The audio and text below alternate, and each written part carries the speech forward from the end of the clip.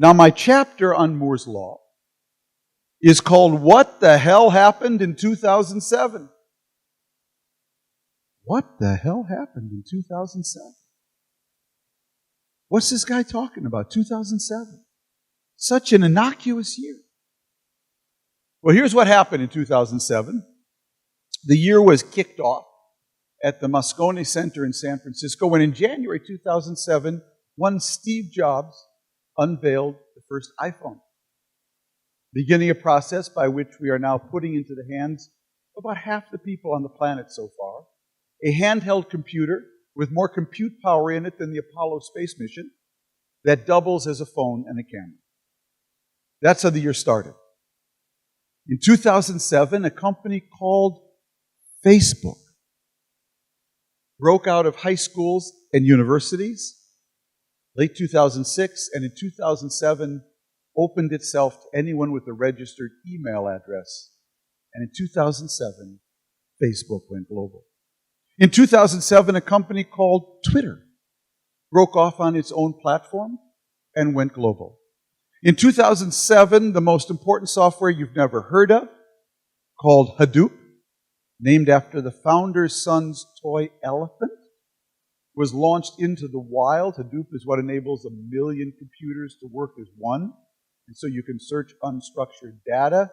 Its algorithms really are based on Google's GFS and MapReduce. But as Doug Cutting, the founder of Hadoop, explains, Google lives in the future and sends us letters back home. What Google did was leave a trail of breadcrumbs to its big data algorithms so the open source community could reverse engineer it. And the product is Hadoop. And there isn't a global company today that isn't running Hadoop software, the open source version.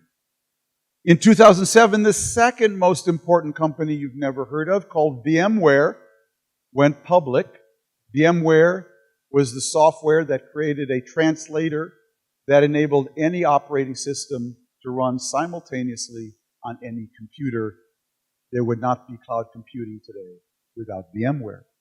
In 2007, a company called GitHub, now the world's largest open source software library with 14 million users, opened its doors. In 2007, a company called Google bought a little-known TV company called YouTube.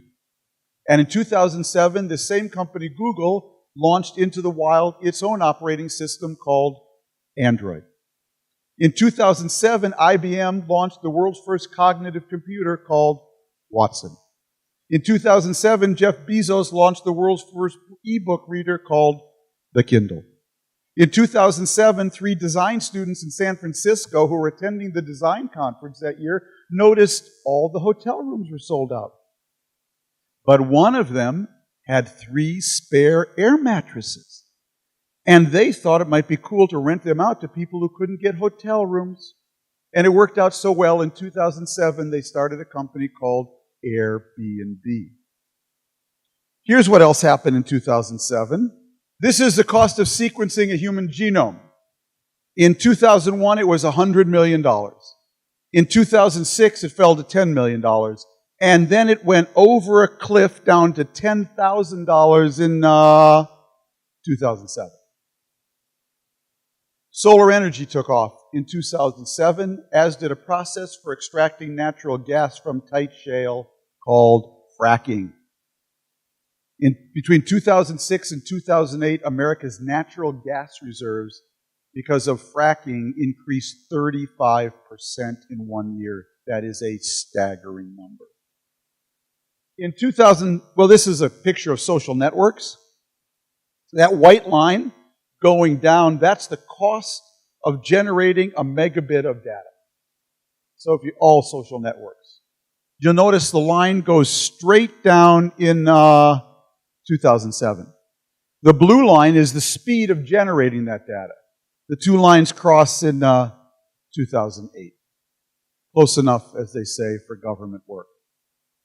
In 2007, this thing we call the cloud was born. First year the data shows up is 2008.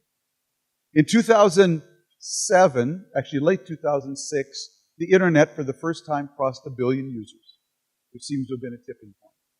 In 2007, Intel, for the first time, went off silicon to extend Moore's law, introducing non-silicon materials into its transistors. In 2005, Michael Dell, the founder of Dell Computers, retired.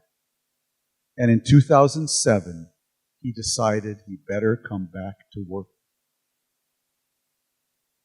Turns out, friends, 2007 may be understood in time as the single greatest technological inflection point since Gutenberg. And we completely missed it. Why? Because of 2008.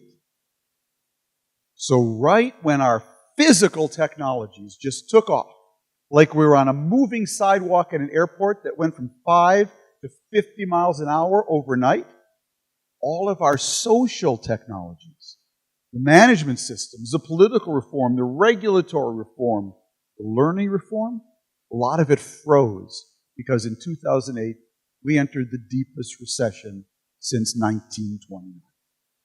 And in that dislocation, a lot of Trump and Brexit voters were born.